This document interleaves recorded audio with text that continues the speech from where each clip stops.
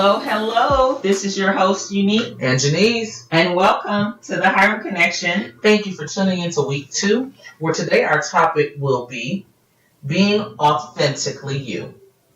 So, Janice, I looked up the meaning of authentic, and I'm going to share 2 definitions with you, and they both come from the Merriam-Webster Online Dictionary.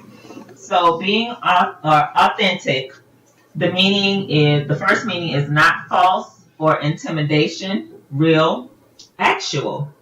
The second definition is true to one's own personality, spirit, or character.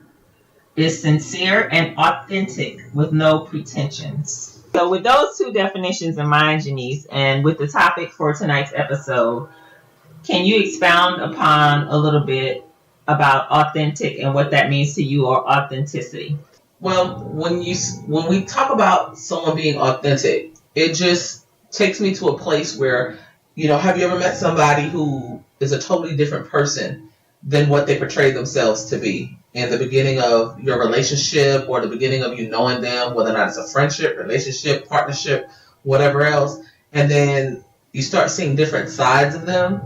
When I think about being authentic, it's just being true to who you are and not having to change your dynamic. Because when you think about it, we change how we present ourselves to the world, depending on whether or not we're in a boardroom, whether or not we're hanging out with our girlfriends, whether or not we're with our family, and that's fine.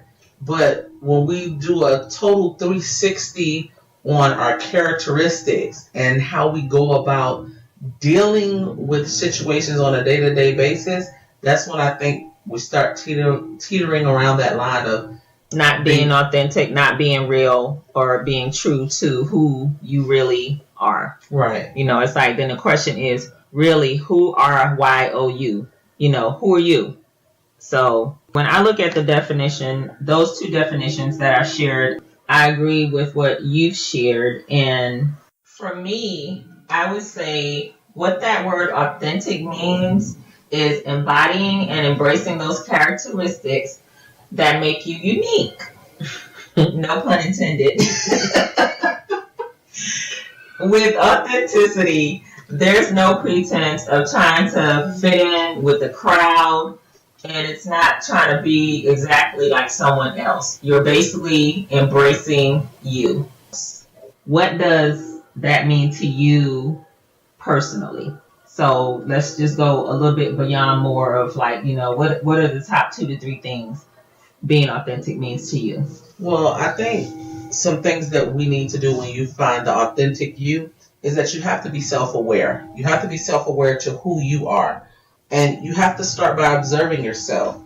As we meet new people and we engage in different situations and we spend different times in, different circles or different groups, observe how you feel in a situation, see how you react, see where your levels are, and where do you feel more comfortable at? Do you feel like you're in someone else's skin, or do you feel a natural flow? Right. Because there's different... I think I understand where you're trying to go. It's like if you're in a crowd of folks and you feel like you have to, there's that uncomfortable feeling, or you feel like you can't relax, and you're not relaxed, then to me, that's a sign that you're not being authentic. And there's a difference in like a nervousness versus, you are being genuine, because, we're all human. So everybody has a tendency to be nervous when they're in different and uncomfortable situations. But if you're changing your whole dynamic, right, you're trying to fit into the crowd and trying to, you're not really showing who you are, then that's not being authentic. Right. And then I think also we need to make sure that as people that we start building genuine connections. And that's something that people sometimes have an agenda. And when you have an agenda, you end up being what you think somebody else wants you to be, because you're trying to get something or obtain something from someone else. So just building those genuine connections, asking, thoughtful questions, having an open dialogue, I think is very important, because it makes people more comfortable with having an opportunity to know who you are as you're knowing who they are. And also, you just don't have to be perfect. A lot of times we have this perfectionist spirit where we think everything needs to be dressed right, or a certain way. Just understanding that we make mistakes, and we're human in that sense that we make mistakes, and that's just a part of life. That's a part of growing. That's a part of being. So, not trying to have everything a certain way all the time, because that's just a facade. Because there's no possible way. There's nobody on this earth that is perfect. But when you're always striving for that perfection, it's robotic. Right. And it's not a natural being, and it's not an ease. Yeah, no, I agree. Anytime you can't be comfortable in a situation, I think that you really need to look within yourself and realize that, okay, am I here because I'm trying to really share who I am? Or am I here because I'm trying to impress and fit in with the crowd? And you're not being, that's not being authentic. So being authentic to me, I kind of wanted to share 3 thoughts on that. For one, being authentic means embracing YOU. And what I mean by that is you embrace the good and the challenging about yourself. When you are authentic and you embrace those 2 things, then you are moving into that sense of being authentic. And for example, I'll use myself. I am and you know this, Janice, I am a complete germophobic. So it's like, that's too. So I have got to travel with some hand sanitizer or something, because it's like when you are walking through, we'll say the airport, or you have to go into stores and things, and to be able to, if you have to touch those handles and this and that and the other, then it's like my hand sanitizer is on the ready. So don't you have it on a key ring somewhere? Not on the key ring, but I do carry it in my purse. And then when you mentioned the OCD, yes, I like things in a particular order, whether it's at the office or it's at the house. And you have this knack, and I will share this with you all. I will have things set a certain way. Janice will purposely, and maybe it's that younger sibling thing, will move things, and I will know when they're moved, because that is just in me. Okay, so yeah, she authentically OCD, y'all. Like, yes, I move a piece of paper. Right, and I embrace that. So the second thing about being authentic or being authentically you is being real. No fakeness, no pretense. And what I mean by that is simply what you see is what you get. So be yourself, but in the same respect, have manners. The reason that I mentioned be yourself but have manners is that sometimes you'll get people who say they're being their authentic self, and that is just them, and that they just take that as, oh, I can be rude or what have you. No, I think there's still a level of respect where you can still be yourself, but you still show that respect to others. And when you're talking about manners, our sons, and although they're 13, 14 years apart, your son is 27, mine is 13. And we've always instilled in them that no matter who you're hanging around, don't change what has been imparted into you. Right. You don't have to blend in with the crowd. You be the leader. You don't conform to what the world, i.e. your friends, are doing at the time. You maintain what you have learned. And when it comes down to be authentic, just be who you are. You don't have to if you disagree with something that a group of friends or your schoolmates are doing, then you can kind of let them know, hey, I'm not about that life. I thank you, and I'll check you later, right, type of deal. So, I get what you're saying when you're talking about just the mannerisms and making sure you're not conforming outside of who you naturally are. Right. And that's something that, we need more of. And that just leads to the third point of don't change for anyone. And you mentioned that in example about the kids, or I should say the young men, and you basically have to, once again, be yourself. And an example of that, you do, and let me backtrack a little bit. Don't change for anyone, but if there's changes that you want to make, you make sure that those changes are what you want to make. They're for you. Right. Not that that's what someone or a group of folks are expecting you to change. So, for example, weight loss. We'll use that as an example. For me, I'm on a journey to lose a few pounds. I have a target weight. I started at a certain weight. I'm down 6 pounds. Tell us the numbers. No. Not right now. But I started at a certain weight. I'm down 6 pounds. But I've decided to do that for me, just to live a healthier lifestyle. That was just one of my goals for this year. And that's what I'm sticking to. So it's not the changes I'm making them because I want to make them. I'm not making them because somebody was in my ear saying, oh, girl, you need to lose some weight, or you need to blah, blah, blah, blah, blah. Not that they would probably say that to my face. However, basically my point is, whatever changes you're going to make, if there are changes you want to make, you make them because you want to make them, not because somebody else is telling you to make them. And that's being authentic. So everyone, for this part of the show, I am truly excited to introduce you to our very first live guest. This brilliant young man is not only 1/5 of the Hiram clan, but he is my son, and he is here to share his point of view from the teenage perspective. Ladies and gentlemen, Mr. Brandon Hiram. So Brandon, today's topic is being your authentic self.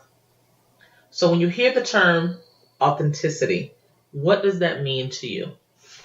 I think for me, being a teenager, I would have to kind of agree with my auntie on this one, where she said being yourself, which doesn't really happen with me being a middle schooler because everybody tries to fit in with their own category. You might have that one cool kid who has all their friends, but, likes and, makes fun of the nerds, but then has, book clubs and stuff like that, you know what I'm saying, that they have to go to after school. They're just trying to fit into a certain category. So, me, I try to be myself. I honestly don't care what people think about me, except, of course, my family and my really close friends. So I just think it would mainly be being yourself. Do you find it difficult sometimes, though, for you? And do you find yourself changing yourself to fit into a group? I can say yes to that. I don't really necessarily try to because everybody in the school knows who I am. They know. When you playing sports and the different things that you do. Pretty much, yeah. Everybody knows which categories that I am involved in. The main category that I don't try to be in is, the quote-unquote cool kids group because that's filled with a whole bunch of, let's just say, naughty kids. Let's just say that. So I just try not to fool around with them a lot.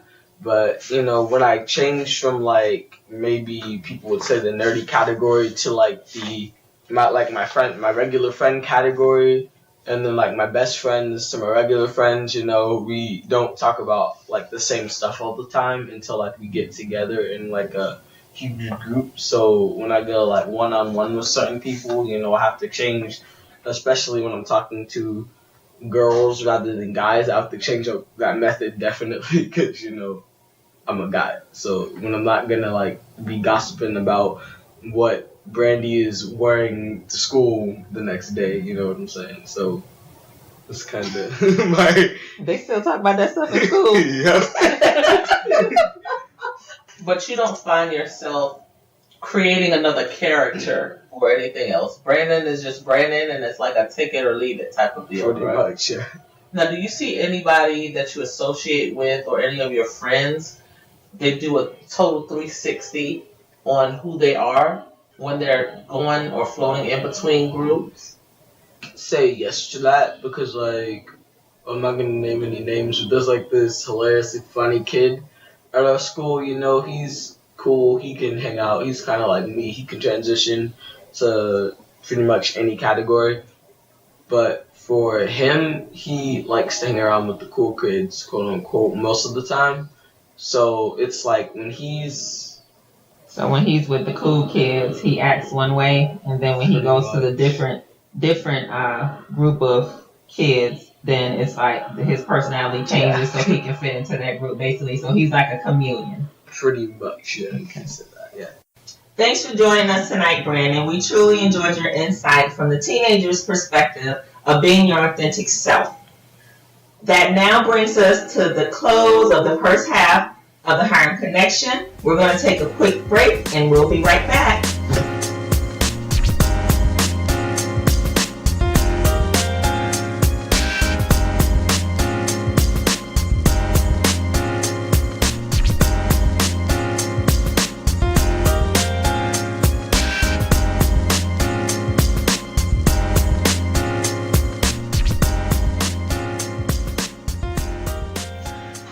Hello. This is your host, Unique. And Janice. And welcome back to the second half of the Hiram Connection.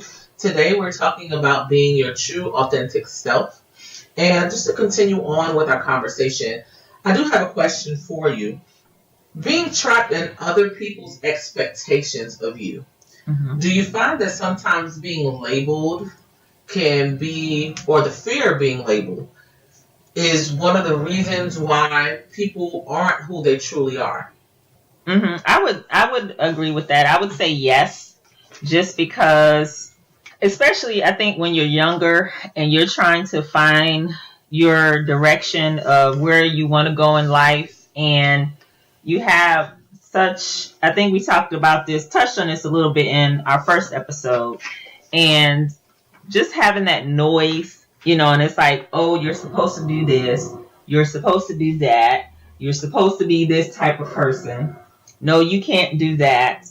And when you have all of that going on, I think that can propel you to try to be, like we talked about with Brandon, that chameleon where you're switching from A to B and you're going back and forth, and you might even make it to Z just because that's all the noise that's going on in your head and you're unsure of who you are and you're still trying to figure that out. So yes, I think you can be caught in that matrix and not really be your authentic self or your authentic being.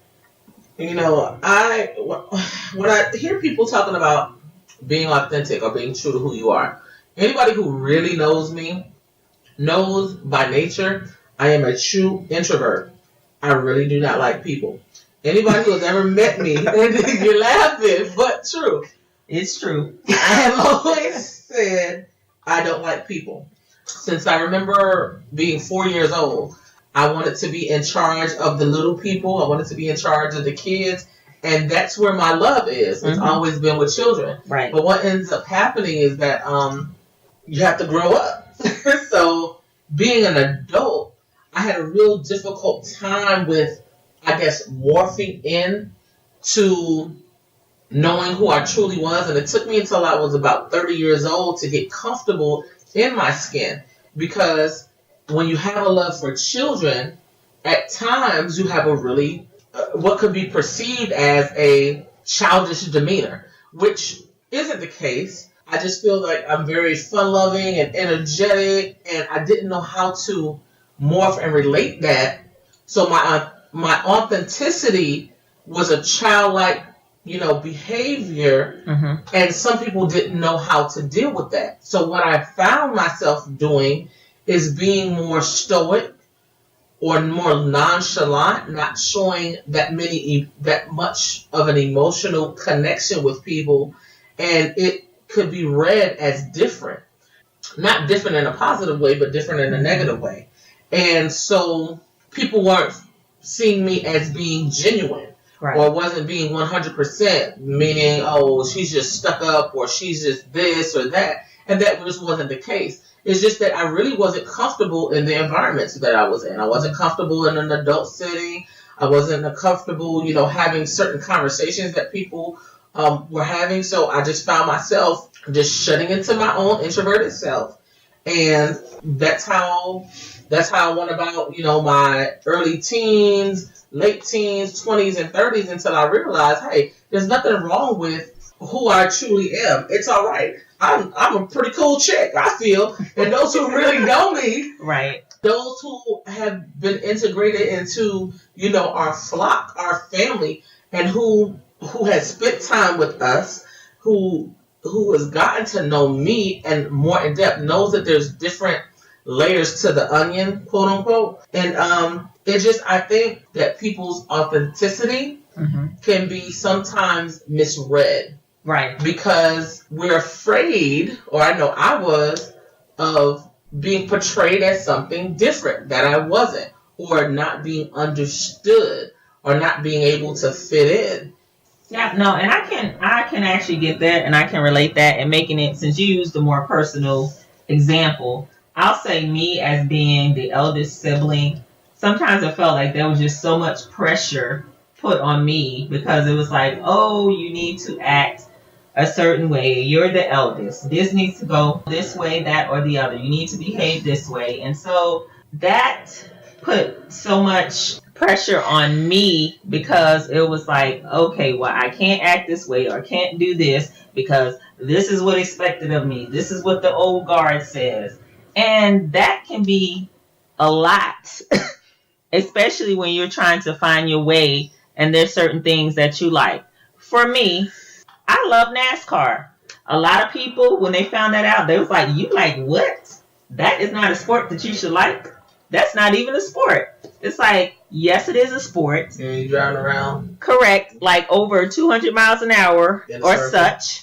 No, it's not a circle. It's called an oval. And they have more than oval tracks. I don't understand it, y'all, either. She has been to a few races, so don't believe the hype. Anyway. So I've always been a huge NASCAR fan, and I always thought it was funny when I finally embraced that and people found that out, because it was like, oh, well, that's different. Go ahead. Just to be honest and true, one, she's a black female. Two, she's a female. Shouldn't matter. It shouldn't, but that's just the world that we live in. Because when you look at the scope of NASCAR, it's primarily a Caucasian male-dominated sport, a male-dominated field, from the commentators to the racers to the owners. So that's what you see. So I remember just telling, when I started learning about your NASCAR journey, and I used to tell people, hey, my sister writes for X, Y, and Z, and my sister does this. And then they're looking at me like I'm crazy, and I start calling off all the things that I had learned from you. And they were like, okay, yeah, she legit. She knows what she's talking about.